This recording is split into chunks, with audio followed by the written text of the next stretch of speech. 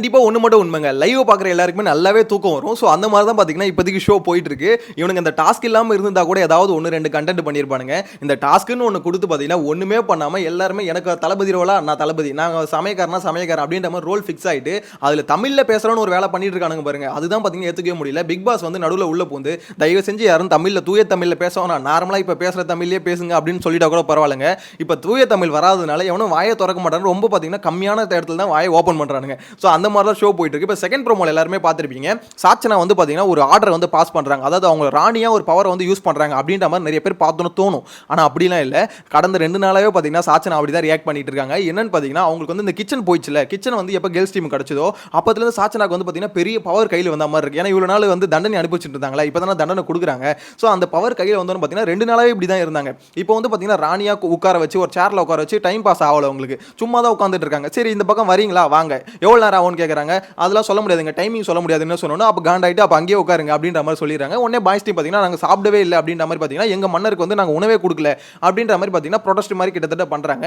இது வந்து பெரிய இஷ்யூவாக கிரியேட் ஆகுமா அப்படின்றத வெயிட் பண்ணி தான் பார்க்கணும். ஆனால் என்ன பொறுத்த வரைக்கும் பார்த்தீங்கன்னா சாச்சனா சொல்றதெல்லாம் ஒரு பெரிய இஷ்யூவாக எடுத்து இது பெரிய இஷ்யூவெல்லாம் கிரியேட் பண்ணுறதுக்கு வாய்ப்பு இல்லை. எனக்கு தெரிஞ்ச முத்துக்குமரனும் அருண் வந்து பார்த்தீங்கன்னா ஒரு அமைதியாரு அப்படின்னு சொல்லிட்டு பார்த்தீங்கன்னா மண்டையில தட்டி உட்கார வச்சுட்டு இவனுக்கு மட்டும் உள்ள போய் சமைக்க போறாங்க. இதுதான் நடக்க போகுது.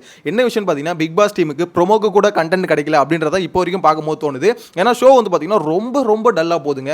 ஒன்றுமே இல்லை. ஆக்சுவலாக இவங்களை ரெடி ஆகிறதுக்கே பார்த்தீங்கன்னா கிட்டத்தட்ட அரை நாள் எடுத்துக்கிட்டானுங்க. இது என்ன பிக் பாஸ் டீம் வந்து கண்டென்ட் பண்ண வச்சு அதை வந்து எடுத்து இன்ட்ரெஸ்டிங்காக இன்னைக்கான ஷோவில் போகிறாங்கன்னு தெரியல. இல்லை லாஸ்ட் வீக் பண்ணாங்க பார்த்தீங்களா இந்த மாதிரி ஒரு சீக்ரெட் டாஸ்க்னு, அந்த மாதிரி சீக்ரெட் டாஸ்க் கொடுத்தால் ஒழிய இந்த இது பார்த்தீங்கன்னா கொஞ்சம் இன்ட்ரெஸ்டிங்காக போகும். இல்லைன்னு வச்சுக்கோங்களேன் ஒன்றுமே இல்லை, சோழியை முடிச்சு விட்ருவானுங்க. சீரியஸ்லி எத்தனை பேர் லைவ் பார்க்கும்போது உங்களுக்கு தோணுது ஷோ வந்து ரொம்ப மட்டமாக போகுது அப்படின்ற மாதிரி? ஏன்னா சீசன் 6 பார்த்தீங்கன்னா அஜீம் இருந்தார்ல, அந்த சீசனில் பார்த்தீங்கன்னா பயங்கர இன்ட்ரெஸ்டிங்காக போயிருக்கும். பயங்கரமான ஃபைட்டு கலவரம் ஃபன்னு எல்லாமே இருந்திருக்கும். ஆக்சுவலாக அந்த அளவுக்கு பார்த்தீங்கன்னா ஒரு கண்டென்ட் வந்து சுவாரஸ்யமாக கொடுத்துருந்தாங்க. ஒவ்வொருத்தர் ரோலையும் பெஸ்ட்டாக பண்ணணும்னு சொல்லிட்டு எல்லாருமே பூந்து விளையாடி இருப்பாங்க.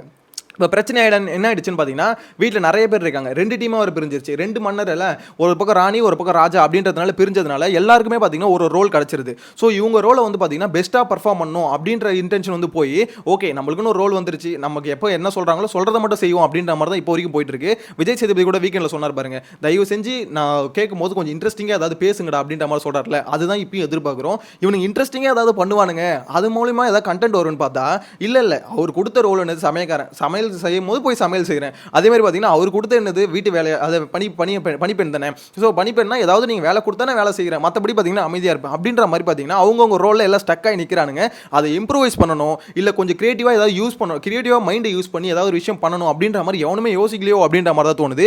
ஏன்னா இப்போ ஒரு சில இடத்துல ஜாக்லின் பார்த்தேன், ஜாக்லினோட இன்டென்ஷன் என்னன்னு பார்த்தீங்கன்னா இந்த மாதிரி சாச்சனா வந்து அந்த ராணி பதவியிலும் தூக்கிட்டு இவங்க போய் ராணியாக உட்காரணும் அப்படின்ற மாதிரி யோசிச்சிருக்காங்க. ஆனால் இப்போ இல்லை, இன்னும் 2 நாள் கழிச்சு பண்ணணும் அப்படின்ற மாதிரி யோசிச்சிருக்காங்க.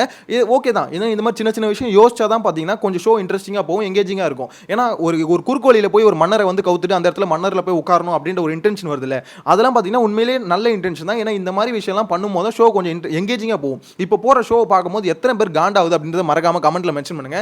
எனக்கு என்னமோ பார்க்கும்போது அவ்வளோதான்டா லைவே பார்க்கக்கூடாது அப்படின்ற மாதிரி தான் தோணுது. நெக்ஸ்ட் வீடியோவில் மீட் பண்ணலாம். Bye by.